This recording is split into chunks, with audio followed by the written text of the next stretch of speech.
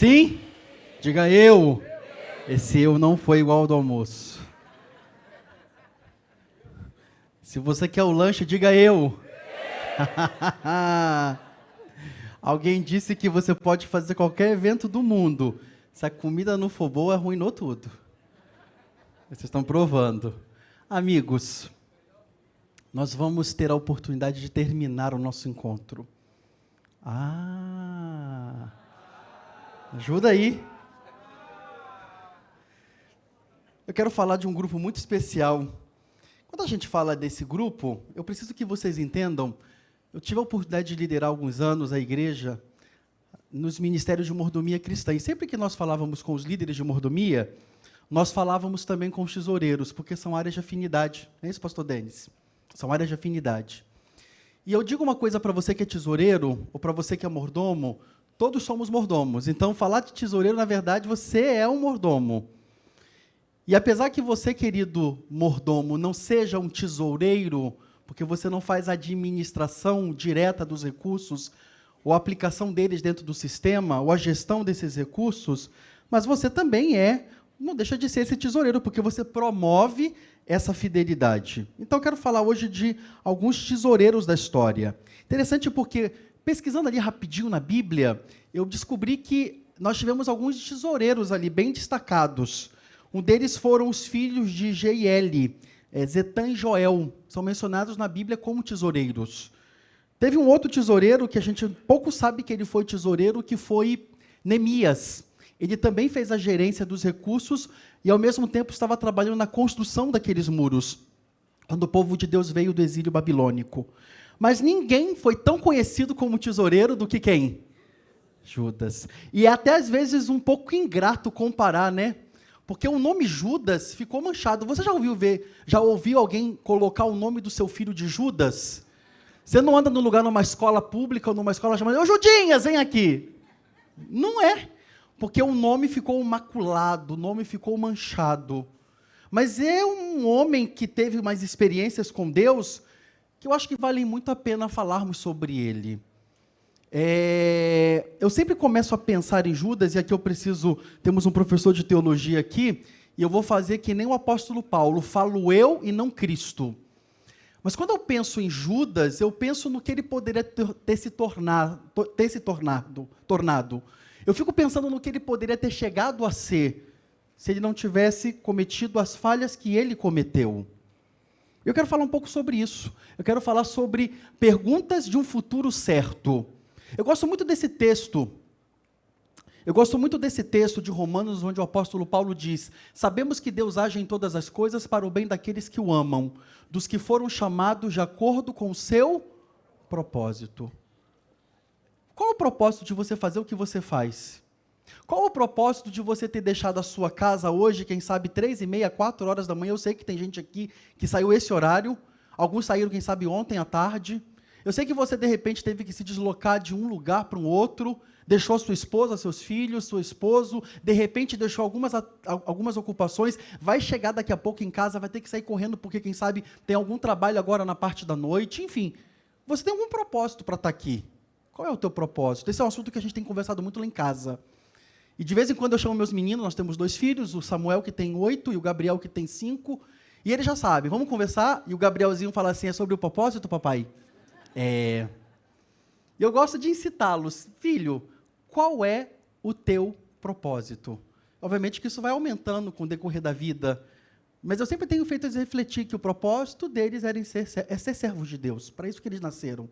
Deus nos concedeu os filhos que nos concedeu para que pudéssemos forjá-los para servirem ao nosso Deus. E eu acredito que tinha um propósito na vida de Judas, e que em algum momento esse propósito ele acabou se perdendo. Há um tempo atrás, nós tivemos aqui no nosso concílio com os pastores, um encontro, e naquele encontro nós tivemos uma pessoa que veio falar sobre uma experiência que ele viveu. Ele foi pastor, ele cometeu em determinado momento de seu ministério um erro, e esse erro custou o ministério dele, e ele veio contar um pouco para a gente dessa experiência dolorosa que ele viveu em sua vida. E de tudo que ele havia dito, de tudo que ele conversou conosco, ficou uma pergunta na minha mente, que era a pergunta dele, e isso, amigos, foi como um soco no meu estômago. E essa pergunta que ele sempre faz: o que teria sido se eu não tivesse caído? O que teria sido da minha história, onde eu teria chegado se eu não tivesse falhado? E essa pergunta fica quando a gente pensa em Judas. O que teria sido o futuro dele se ele não tivesse falhado? E aqui eu quero dizer a vocês que falo eu não Cristo, como diz o apóstolo Paulo, que eu acredito que Judas, em suas habilidades características, em suas virtudes e valores, eu acredito que aquele homem poderia ter sido, quem sabe, um apóstolo Paulo. Digo eu não Cristo, tá, gente? Porque ele reunia tantas habilidades, qualidades, virtudes e valores, que ele poderia ter sido um grande líder dessa igreja. Ele poderia ter deixado uma história de legado extraordinária. Mas não foi isso. Existe um texto inspirado que diz que a história de Judas apresenta o triste fim de uma vida que poderia ter sido honrada por Deus. A história de Judas apresenta o triste fim de uma vida que poderia ter sido honrada por Deus. Ellen White diz que Judas reconhecia ser em seus ensinos superiores a tudo quanto ouvira anteriormente. Amava o grande mestre e anelava estar com ele. Tivera desejo de ser transformado no caráter e na vida, e esperava experimentar isso mediante sua ligação com Jesus. O Salvador não repelira Judas, dera-lhe lugar entre os 12, confiou-lhe a obra de evangelista, dotou-o de poder para curar os doentes e expulsar os demônios. É interessante quando você começa a estudar as experiências do chamado de todos os 12, o único que não foi chamado foi ele, porque ele chega a ver em Jesus habilidades, qualidades, virtudes, ele olha em Jesus e vê nele um grande líder, um grande mobilizador, ele diz, eu quero estar do lado dele. E ele agora se convida, e Jesus o recolhe. Jesus o acolhe, o aceita, o recebe, e naquele momento o capacitou para curar doentes, para expulsar demônios, para ser um deles. Mas o final dele não foi o melhor, porque de tudo isso que aconteceu na vida de Judas, havia um problema. Judas não chegou ao ponto de render-se inteiramente a Cristo. Quando a gente pensa na vida de Judas, quando a gente olha para a história de Judas, quando a gente pensa em tudo que ele trafegou, em todo o trajeto que ele percorreu, o problema começou aqui. Ele não chegou ao ponto de render-se inteiramente a Cristo. E agora, a Pena Inspirada vai começar a dar para a gente os degraus, ou os passos que aconteceram da queda, que não foi uma queda da noite para o dia, ela foi gradativa. Lembre-se disso, nenhuma queda acontece da noite para o dia, ela é gradativa, ela é gradativa. E às vezes não nos apercebemos, mas pode ser que já estejamos no chão, mas não somos conscientes de que estamos caindo, já não é de agora. Quais foram essas quedas? A primeira delas foi o orgulho. É interessante porque Ellen White diz que Judas era altamente considerado pelos discípulos, e ele exercia sobre eles grande influência. Tinha em elevada estima as próprias aptidões, e considerava seus irmãos como muito inferiores a si, no discernimento e na capacidade. Quem sabe esse é um dos grandes erros que nós temos ao liderar a igreja. E quem sabe esse é um dos grandes sentimentos que precisamos administrar todos os dias, o orgulho. Você está onde está, chegou onde chegou, porque Deus te chamou. E às vezes, como tesoureiros, a gente acaba chegando numa ideia de que não, eu estou aqui porque eu sou melhor que os outros, não pense isso. E às vezes você começa a barganhar com a igreja, não, se eu sair, ninguém vai colocar porque não tem alguém da minha capacidade dentro dessa igreja, meu amigo e minha amiga. A obra é do Senhor. E Ele tem o poder de levantar de onde você não imagina que Ele pode levantar, e Ele levanta. O trabalho que você executa é um trabalho muito nobre. Você sabe disso. Você administra os recursos dessa igreja. Todos os dias, eu digo todos os dias porque vocês estão constantemente administrando o sistema dessa igreja. Por mais que você não pegue hoje o dinheiro vivo, mas todos os dias você está administrando recursos sagrados. Isso é uma nobre tarefa. Mas lembre-se, ela precisa ser executada em humildade. E se nós não tivermos a humildade que só acontece quando nos rendemos inteiramente a Cristo, podemos permitir que o orgulho tome conta do nosso coração. E, na verdade, quando isso acontece, deixamos de exercer um ministério e simplesmente estamos cumprindo uma tarefa. Eu não sei aqui, eu lembro quando eu estava nesse ministério de mordomia, eu vi alguns tesoureiros de 30, 40, eu dizia que eram os dinossauros da tesouraria. Que é uma função que a gente tem gente muito tempo. Eu não sei o tempo que você está nessa função, e nem sei o tempo que você vai continuar nela, mas dependente do tempo, curto ou longo, que você entenda que ele deve ser exercido sempre com o coração inteiramente rendido a Cristo, para que ele coloque em você a humildade. Segundo degrau de sua queda foi a ambição.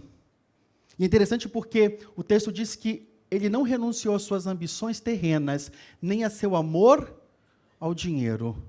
Quem gosta de dinheiro? Quem gosta muito? Muito, muito, muito. Tem um monte de mentiroso aqui, dizendo que não gosta de dinheiro. Queridos, olha aqui para mim. Nunca foi pecado ter recursos. Existe uma falácia em a gente dizer que Deus ele não gosta dos ricos, né? Tem alguns textos na Bíblia que dá essa impressão. Amigos, o problema não é o dinheiro. O problema é o lugar que ele ocupa na nossa vida. O grande desafio de Judas é que ele colocou o dinheiro no lugar errado. O grande desafio que Judas colocou o dinheiro no lugar que não deveria estar. E deixa eu falar uma coisa para vocês aqui, me permitam a honestidade e a sinceridade, por favor. E eu sei que nós lidamos com pessoas muito honestas, mas se você não sabe administrar os recursos que você tem, que são seus, você não está habilitado a administrar os recursos dessa igreja. Se os recursos que são seus estão ocupando um lugar errado no teu coração, você não é a pessoa mais capaz para administrar os recursos dessa igreja. E se eu fosse você no seu lugar, eu preciso ser muito carinhoso no que eu vou dizer. Vai chegar agora no final do ano as nomeações, você deveria ter a coragem de dizer: eu não estou habilitado a cuidar desses recursos, porque eu não sei cuidar dos meus próprios. Porque eles estão ocupando um lugar errado na minha própria vida. Aí você me pergunta: pastor, qual o segredo para que eu coloque o dinheiro no lugar certo? Fazendo isso aqui, ó, que Judas não fez. Render-se inteiramente a Cristo. Quando a nossa vida é de Cristo, tudo pertence a Ele, porque a tua vida está inteiramente ligada a Ele. Outro degrau da queda de Judas, a deslealdade. Olha o que diz esse texto. Em tudo quanto Cristo dizia aos discípulos, havia qualquer coisa com a qual, no coração, Judas não concordava. Sob sua influência fazia rápidos progressos, o fermento da deslealdade. Os discípulos não percebiam em tudo isso o verdadeiro agente. Mas Jesus viu que Satanás estava comunicando a Judas os seus atributos e abrindo assim um conduto mediante o qual viria a influenciar os outros discípulos. Isso declarara a Cristo um ano antes da traição, quando diz: não escolhi a vós os 12, disse ele, um de vós é um diabo. Ellen White disse que o que estava sendo colocado no coração do diabo, no coração de Judas, era o espírito de desleal. Olha aqui para mim. Não existe coisa pior num relacionamento com alguém do que tratar com alguém desleal. Deixa eu falar uma coisa para vocês. E eu preciso ser muito carinhoso com o que eu vou falar. Se você hoje, voluntariamente, decidiu ser um instrumento nas mãos de Deus, na administração dos santos recursos dessa igreja, não seja desleal com essa igreja. Não fomente no coração dos seus membros um espírito diverso a essa igreja. Quando você, querido tesoureiro, quando você, querido líder de mordomia, incita os líderes, incita os membros a falarem assim, ó, nós estamos com um problema grande aqui, nós precisamos colocar o nosso dinheiro para construir a nossa igreja. Você está sendo desleal com a missão. Sabe por quê? Porque quando eles pegam e colocam todos os recursos destinando ofertas para a construção daquele prédio, eles estão impossibilitando que um percentual desse recurso pequeno, mas importante, chegue em outras partes do mundo. Você está sendo desleal com essa igreja. Quando você fala assim, ó, e eu sei que isso não acontece aqui, isso acontece em qualquer lugar, menos aqui. Não, aqui não acontece, nunca. Quando você, às vezes, verbaliza uma ideia de que parece que a igreja está sendo injusta com um, injustas com o outro. Ou quando você está incitando, não, vamos pegar esse recurso e vamos aplicar aqui porque o nosso problema é maior que o problema do mundo. Você está sendo desleal com essa igreja. E esse espírito não é alimentado pelo céu, é alimentado pelo diabo. Está aqui no pensamento que eu acabei de ler. Não tenhamos esse espírito. Não tenhamos esse espírito. Quando você chega e diz assim, não, eu não gosto do fulano de tal, eu não quero trabalhar com Beltrano, eu não quero trabalhar com Ciclano, não tenha isso, você está colocando um espírito de deslealdade nessa igreja. E nós não fomos chamados para isso. Por isso, o chamado sempre vai ser, renda-se inteiramente a Cristo. O problema de Judas é que ele não se rendeu inteiramente a Cristo. E por ele fazer isso, sabe o que aconteceu? Ele promoveu a dissensão. Olha o que diz o Espírito de Profecia. A dissensão, quanto a qual deles devia ser o maior, era geralmente despertada por quem? Sabe quem dividia? Sabe quem dividia? Era Judas. E eu já ouvi esses discursos, não aqui, tá, gente? Outros lugares. Não, manda para lá não. Tem muito. Dissensão. Eu não sei se foi o pastor Demóstenes ou se foi o pastor Denis que leu um texto sobre a unidade. Foi o senhor, né? Todas as vezes que você coloca um pontinho de interrogação e você incita seus membros a pensarem mais nos seus problemas locais e menos no geral, você está dividindo. Eu já falei isso em alguns momentos com vocês. Jesus não vai voltar aqui no Rio de Janeiro se ele não voltar no Oriente Médio. E o recurso é o mecanismo para que a mensagem chegue lá. Você não foi chamado, querido diretor de mordomia, querido tesoureiro, para dividir. Se você divide, você está fazendo uma obra que não é obra de Deus. É por isso que Ellen White diz, o grande problema dele era que ele não chegou ao ponto de se render inteiramente a Jesus. E por último, a ganância. Jesus manifestou sua disposição cobiçosa, Judas, manifestou sua disposição cobiçosa. Ante a reprovação de Jesus, o espírito pareceu tornar-se-lhe em fel.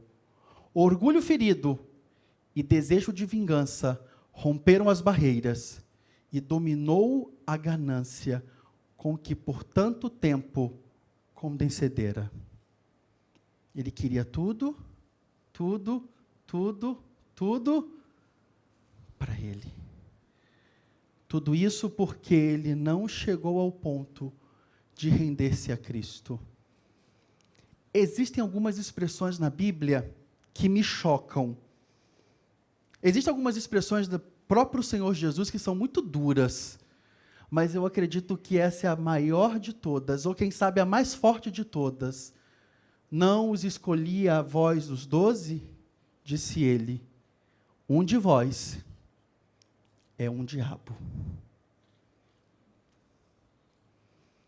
Nenhum de nós fomos chamados para receber esse título, amém, gente? Nós fomos chamados aqui para continuar recebendo o título sagrado de sermos co-obreiros, coparticipantes desse lindo e sagrado ministério que o Senhor Jesus colocou a mim e colocou a você. Mas somos chamados a fazer isso quando nos rendemos e quando nos colocamos aos pés de Jesus. Sabe, esse título Renova, ele é muito sugestivo, ele é abrangente. O professor William, junto com a sua equipe, foram muito felizes em pensar em um título para esse evento e para esse grande movimento em que estamos trabalhando para renovar igrejas. Mas sabe, queridos, não é sobre renovar prédios, não é sobre renovar estruturas, não é sobre renovar lugares. É sobre a renovação que tem que acontecer na minha e na sua vida. O que aconteceu é que Judas não permitiu se quebrar diante de Cristo. Há uns dias atrás eu estava lendo sobre essa técnica milenar que foi inventada pelos chineses, mas popularizada foi inventada pelos chineses e popularizada pelos japoneses. É o Kensung. Conta-se que um imperador chamou um artesão para restaurar todos os vasos do seu palácio. Estavam meio velhos, pintura gasta. E ele chamou um artesão para fazer a restauração desses vasos. O artesão levou esses vasos para o seu ateliê e começou a trabalhar em um por um. Em um determinado momento, acidentalmente, ele deixou que um desses vasos se quebrasse. E ele naquele momento temeu pela sua própria vida, porque ele sabia que aqueles vasos tinham um preço muito grande para o imperador, e ele sabia que ele poderia morrer por haver quebrado um vaso do imperador. Imediatamente, ele começou a pensar em soluções para aquele problema, até que ele teve uma ideia. Ele resolveu preparar uma mistura feita de cola e pó de ouro. E ele começou a misturar aquela cola com o pó de ouro. E quando ele percebeu, ele tinha ali uma mistura com uma cor bonita, mas não só bonita, uma mistura valiosa. Ele começou a pegar caco por caco daquele vaso e começou a colar aqueles vasos com aquela mistura. E quando ele terminou, o vaso estava novamente na sua forma. Só que agora ele estava remendado. Só que por mais que você pudesse pensar que ele estava remendado e ficasse menos valioso, agora ele era muito mais valioso, porque aquela mistura, e por mais que ali tivessem vários pedaços juntos, que foram quebrados e agora estavam restaurados, aquela mistura transformou um simples vaso feito de barro e água em um vaso de ouro. É interessante, colegas, que um vaso que passa por uma técnica como essa pode ser leiloado hoje por até 4 milhões de dólares. Porque de um vaso ordinário, ele se transformou em um vaso extraordinário. Tudo porque ele foi restaurado e colado com ouro. Sabe o que nós temos que pensar hoje? E que não aconteceu na vida de Judas? Ele não permitiu ser restaurado. Ele estava quebrado, ele estava na lona, ele estava no chão, ele estava amargurado, ele sabia que havia tomado uma decisão equivocada, e naquele momento, se o coração dele tivesse se rendido inteiramente a Cristo, o Senhor o poderia ter restaurado, e ele poderia ter tido uma história feliz, ou um final feliz, porque agora os cacos estariam novamente no seu lugar, e a marca que faria com que aqueles cacos estivessem no lugar, não eram as marcas das suas próprias escolhas, deveriam ser as marcas do próprio sangue de Jesus. Sabe por que você está aqui hoje? Porque um dia o Senhor Jesus te tirou da lama, tirou daquele bar, te tirou das drogas, quem sabe de um prostíbulo, quem sabe Ele te tirou de uma vida ruim, quem sabe Ele tirou você de um lugar em que você estava perdido, e quando Ele te trouxe, Ele te reconstruiu. Você obviamente não é mais o mesmo, porque você ainda traz essas marcas do passado, mas o que faz a diferença é que essas marcas do passado, sabe como é que Jesus faz agora? Ele coloca o seu próprio sangue, e Ele cobre essas marcas do seu passado, e faz com que a sua vida, de uma vida ordinária, se transforme em uma vida extraordinária, porque agora você tem as marcas de Jesus, e por Ele você foi restaurado e renovado. Eu quero fazer um apelo nessa tarde, e meu apelo é: você também hoje precisa ser restaurado. Eu tenho dito isso em alguns lugares, eu fico até um pouco preocupado em falar isso, mas eu acho que todos nós somos maduros com o que eu vou dizer. Quem sabe dentro desse auditório nós temos os homens e as mulheres mais perdidos desse mundo. Ai, pastor, como assim? Eu estou aqui, eu sou um tesoureiro, eu sou um diretor de mordomia.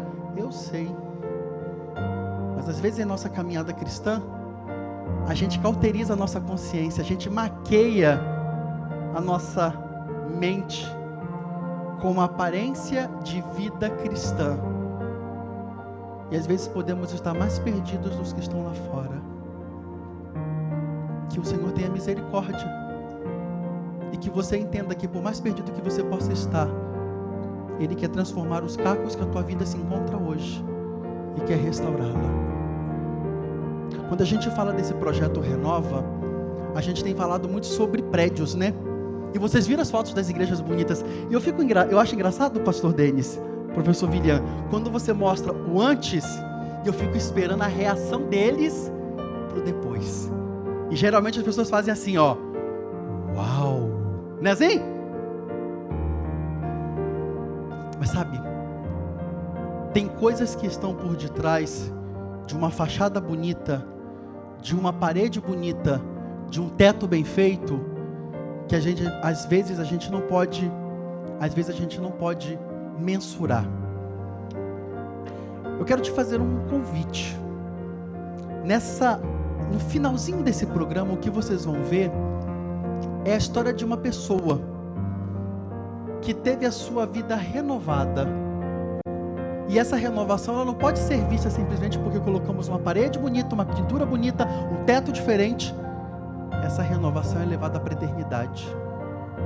E o apelo que nós queremos fazer a você nessa tarde é que se o Senhor renovou a vida dela, Ele pode renovar a vida de quem também? De quem?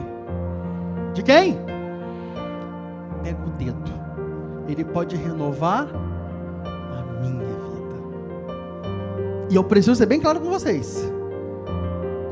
Se Ele renovou a vida da Cristina, se Ele quer renovar a estrutura física da tua igreja, se Ele quer renovar o prédio do templo que você é o tesoureiro, mas se o teu coração ainda não foi quebrado e restaurado, essa obra está incompleta. E hoje eu quero te convidar para que possamos chegar à plenitude dessa obra que Ele deseja fazer na tua vida, para que o Renova não seja só um slogan bonito e uma camiseta que você vai vestir. A experiência da verdadeira renovação possa ser a experiência da tua história, da tua vida, a partir de agora.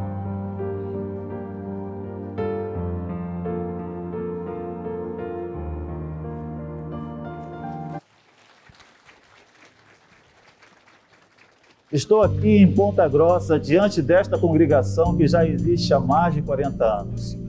É uma das igrejas mais antigas de Campos de Goytacazes.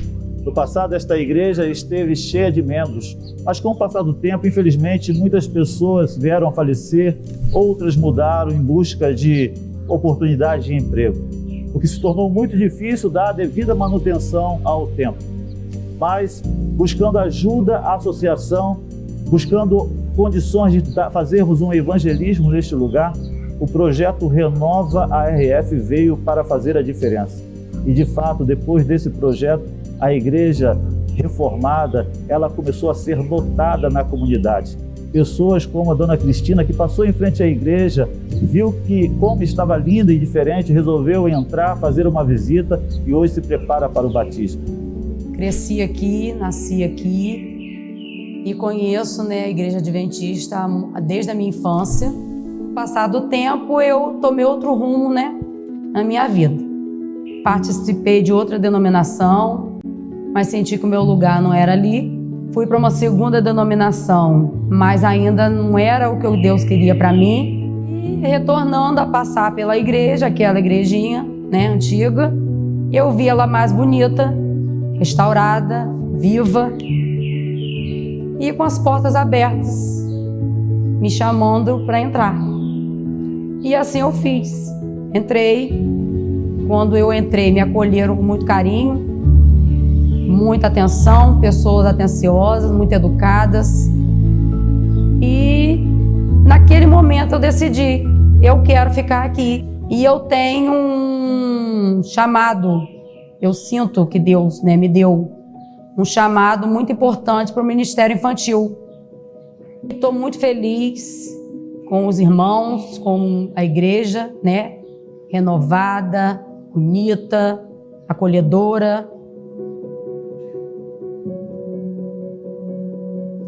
E aguardo ansiosamente, né, o meu batismo em Cristo Jesus e poder ajudar dentro das minhas condições, das minhas possibilidades, a igreja crescer cada vez mais e mais. Quando Deus nos chama, só nos cabe obedecer. E só tenho para finalizar que eis-me aqui para o que Deus tiver guardado para mim, planejando para mim.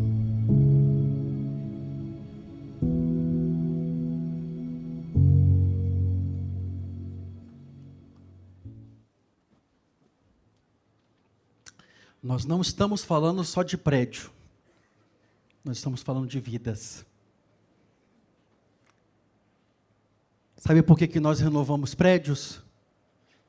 Porque através desses prédios, queremos que vidas como a da Cristina sejam renovadas. Vocês gostariam de nessa noite serem testemunhas do maior milagre que pode acontecer na história dessa igreja? Gostariam? Diga eu. Esse é o eu que eu gosto. Tira para mim, por favor. Vocês vão ter a alegria de receber nesse momento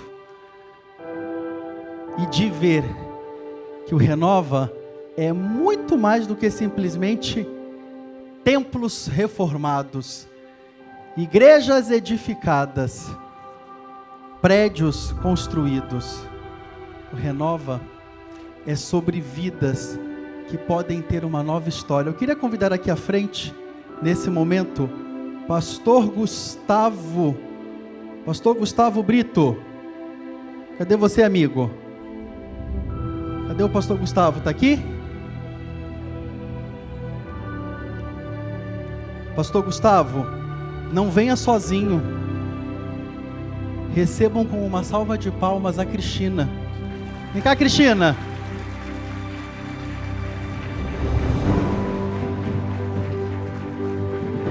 Eu estou muito feliz de poder termos nessa... Vem aqui na frente, ó. Vem cá. De termos a Cristina aqui hoje. Nós estávamos lá no dia da inauguração que nós fizemos. Fizemos um culto de celebração, era uma sexta-feira. Era isso? E ela passou. E ela começou a contar da sua experiência. E todos nós estávamos ali, começamos a ouvir. E ela dizia: pastor, eu sempre passei por aqui. Não me chamava a atenção, me chamou, entrei. E ela disse: eu estou entrando para nunca mais sair. Vai pro tanque. O Renova, amigos, não pode ser só um prédio bonito. Sabe por que nós temos às vezes tantas batalhas em algumas igrejas que eu vejo por aí afora, em suas construções, em suas reformas, em suas adequações, modernizações? Porque muitas das vezes nós estamos fazendo o que estamos fazendo simplesmente para ter um prédio bonito. Só para ter um prédio bonito. Se você está fazendo o que está fazendo para ter prédio bonito, você está perdendo tempo. Porque não é sobre ter prédios bonitos, é sobre ter um lugar para salvar mais pessoas. Esses dias uns líderes me procuraram e falaram assim: pastor, nós vamos fazer uma nova igreja. Tem uma igreja bonita, vamos fazer uma nova igreja do lado. Eu falei: pode fazer. Vocês querem que a tesouraria, nosso pessoal lá, prepare um projeto para vocês? Eles vão preparar um projeto bonito, arquitetônico, de engenharia, para fazer a linda igreja. Eu perguntei: mas e aí? E a missão? Porque se vocês forem fazer esse prédio, para começarem com esse discurso assim: não, nós vamos fazer um prédio, e agora o dinheiro para porque nós precisamos construir, esquecemos a missão, amigo, Deus não pode querer a renovação de um prédio se Ele não vai salvar pessoas. Aí fala assim: não, se vocês vão fazer isso, para simplesmente dizer assim: não, a partir de agora, toda energia aqui, nós não vamos fazer outra coisa, senão pensar em construção. Eu digo: não façam isso. Deus não vai dar para vocês um prédio novo, bonito, moderno, só para ter um prédio bonito. O que Ele quer é que esses prédios bonitos sirvam para isso aqui, ó, para que pessoas como a Cristina tenham as suas histórias transformadas. Cristina, Deus seja louvado por sua decisão. Que bom que a reforma daquele prédio, de alguma maneira, foi um instrumento para que o Espírito Santo pudesse tocar no teu coração. Mas na verdade, Cristina, Ele já está atrás de você, já tem tempo. O Senhor há muito tempo te procura. O Senhor há muito tempo está atrás de você para te reconstruir e para transformar o que são de repente cacos em uma nova vida, que começa a partir de agora.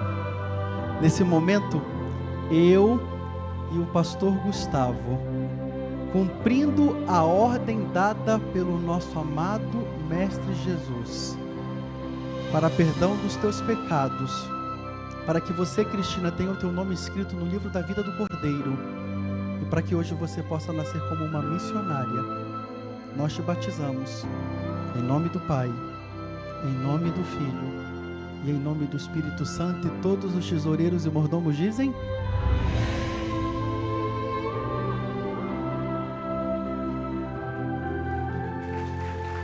glória a Deus, Deus seja louvado. Cristina, agora você é nova criatura.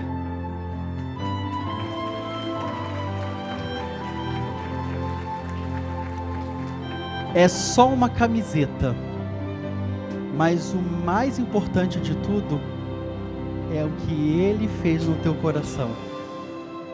Você consegue ficar mais um tempinho aí nessa água? Tá muito gelada? Um pouquinho. Vocês nem esquentaram a água da moça, gente? Você aguenta o tiguinho aí, Cristina? Sabe por quê? Eu quero fazer um apelo muito especial para eles.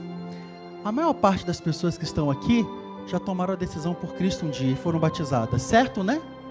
Ou temos alguém aqui que ainda não tomou essa decisão para o batismo? Deixa eu ver a sua mão. Tem alguém? Tem alguém? Ah! Vocês gostariam de dizer hoje: eu quero me preparar para esse glorioso dia? Gostariam? Vem aqui na frente. Gente, batismo sem apelo não é a mesma coisa. Vem cá. Esse é o Lucas. Vem cá, Olivia, pode vir. Vocês vão ficar ali do ladinho do papai. Ali, ó, do ladinho do papai. Tem mais alguém aqui que quer dizer: pastor, eu também quero me preparar para futuramente ser batizado? Tem mais alguém que ainda não foi batizado? Deixa eu ver. Algum outro juvenil? Tem? Tem? Já estamos sonhando com a primavera de 25, amém? Tem mais alguém? Ok. Eu quero fazer um apelo muito especial a vocês. Cadê a Ellen? Oi, Ellen. A Ellen vai cantar mais uma música. E eu queria te fazer um apelo. Lembra que eu disse?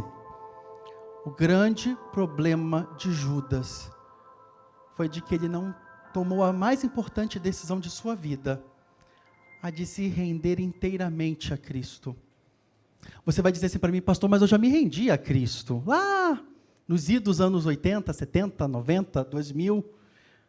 Quem sabe você se decidiu por Cristo alguns anos atrás. Quem sabe ano passado e já está aqui como líder dessa igreja. Mas aqui eu não estou falando de render-se. A conversa aqui hoje é sobre render-se inteiramente. Eu quero te fazer um convite muito especial nessa tarde.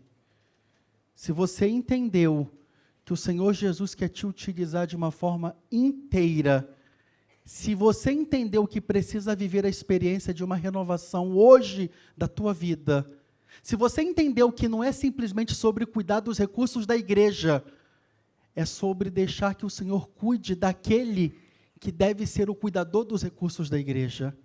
Se você entendeu que não é sobre administrar o dinheiro de Deus, é sobre se entregar inteiramente ao dono desse dinheiro. Eu queria te fazer um convite. A Ellen vai cantar. E aí onde você está, nós queremos fazer uma grande corrente aqui, ó, de dedicação e de renovação das nossas vidas.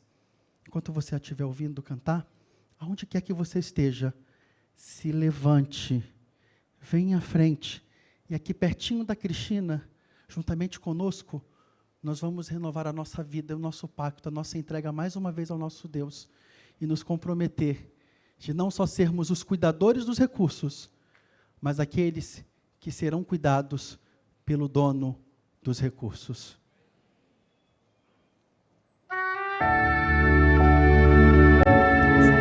Essa música vocês conhecem e a gente colocou para que possamos cantar juntos. Nós estamos com essa estampa, então vamos cantar sobre isso. Renova-me, Senhor.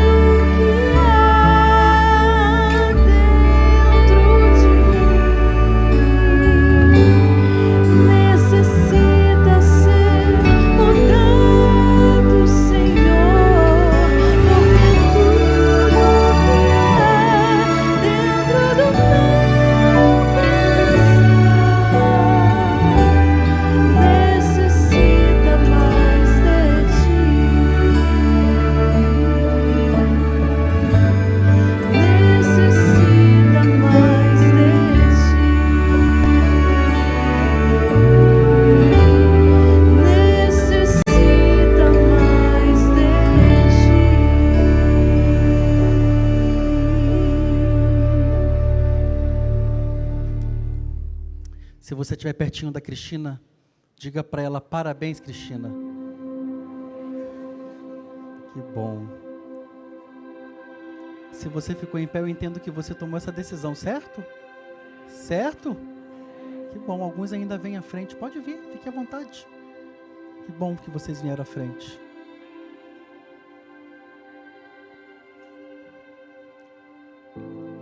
Às vezes, a gente está aqui sentado no escritório, pensando no futuro da igreja, fazendo cálculos, projetando, sonhando. Eu fico me perguntando: meu Deus, como é que a gente vai chegar? E às vezes faltam recursos humanos, às vezes faltam os recursos financeiros, porque são tantos os projetos e sonhos. Eu fico me perguntando: Deus, por que nós? Já te perguntou isso? Por que nós? Eu gosto daquele pensamento inspirado que diz que o Senhor poderia chamar os anjos para fazer essa obra. E é interessante que eles desejam fazer essa obra, diz o texto. E é interessante que eu acredito, me corrijam se eu estiver errado aqui, nós estamos com muitos pastores. Eu acredito que eles fariam uma obra melhor do que a nossa, certo ou errado? E por que que ele ainda nos chama? Porque nós e não eles? Porque ele tem um propósito. E o propósito, acredite no que eu vou falar, não é sobre o prédio bonito, não é sobre o dinheiro na conta. O propósito não é sobre ter mais ou menos recursos, não é sobre índices. O propósito é sobre a salvação, e a sua salvação. Você está cuidando dos recursos de Deus, mas acredite, ao fazer isso, Deus está te salvando e cuidando de você. Pode ser que nessa tarde você esteja se sentindo bem quebrado. E alguns até cansados, né? Estou quebrado hoje. O Senhor renova. Pode ser que você esteja hoje se sentindo quebrado porque você sonhou com uma família perfeita. E eu sei que tem gente que está aqui agora, que vai chegar em casa daqui a pouquinho e vai enfrentar uma guerra pior do que a de Israel e do Líbano. E você me pergunta: como eu faço, Pai? Como eu faço? Como eu faço, meu Deus? O Senhor é quem renova as nossas forças. Certo? É muito provável que você esteja aqui falando: pastor, eu cuido dos recursos dessa igreja, mas em algum momento da minha vida eu descuidei da minha própria saúde. E estou hoje enfrentando uma enfermidade muito séria. É o Senhor quem promete renovar. E pode ser que a renovação não seja aqui, mas Ele promete um dia melhor na ocasião de sua volta. Independente como você tenha chegado nesse lugar, em cacos, permita que o Senhor te renove hoje. E que Ele transforme o que quem sabe é uma vida ordinária, comum, em uma vida extraordinária. O que faz a nossa vida extraordinária, acredite, não é a perfeição do vaso, são as marcas. E as marcas não devem ser as marcas da sua própria história ou da sua própria dor. São as marcas do sangue do Cordeiro, que por cima dessas dores transforma a tua vida em uma vida valiosa. Vamos orar. Obrigado, Pai. Eu estou aqui rodeado de homens e mulheres, de líderes, que têm todo o nosso carinho, a admiração e o respeito.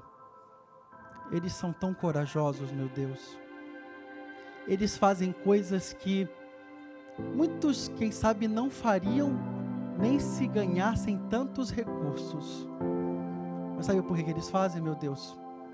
Porque eles têm um propósito. Eles têm um compromisso contigo. Alguns deles, Senhor Deus, se levantam para cuidar dos recursos da tua igreja. E às vezes eles se levantam para assim o fazer, mas eles mesmos estão sem forças, quebrados, machucados pelas pancadas que esse mundo de pecado, infelizmente, tem dado contra eles em muitos momentos de suas histórias. Hoje, meu Deus, aqui estamos e queremos pedir que o Senhor reúna os nossos cacos. E que quando o Senhor nos colar, não seja, Senhor Deus, as marcas da dor, do sofrimento ou da angústia, mas que as marcas que vão ficar sejam a do Teu próprio sangue, estampado em nossa vida, nos mostrando que somos mais que valiosos, porque fomos comprados pelo sangue do Cordeiro. Renova a nossa vida, Pai. Renova a nossa história. Renova, Senhor Deus, os nossos pensamentos. Renova, Senhor Deus, os nossos desejos. Renova, Senhor Deus, os nossos propósitos. Renova, Pai querido, aquilo que o Senhor um dia sonhou e que, quem sabe, estamos tentando levar para um outro lado. Renova a nossa história e escreva aquilo que o Senhor sabe que é o melhor final para cada um de nós. Dá-nos a Tua bênção. Acompanha-nos no restante desse dia e em nosso retorno aos nossos lares. Obrigado pela vida e pela história da Cristina, que dentro daquele tanque nos lembrou que não é sobre construir igrejas, não é sobre recursos, não é sobre prédios, é sobre vidas transformadas. Que o que o Senhor fez na vida dela, o Senhor também faça em nós. E nos batize hoje com o Teu Santo Espírito. Te pedimos em nome de Jesus. Amém. Um beijo no seu coração. Que Deus te abençoe.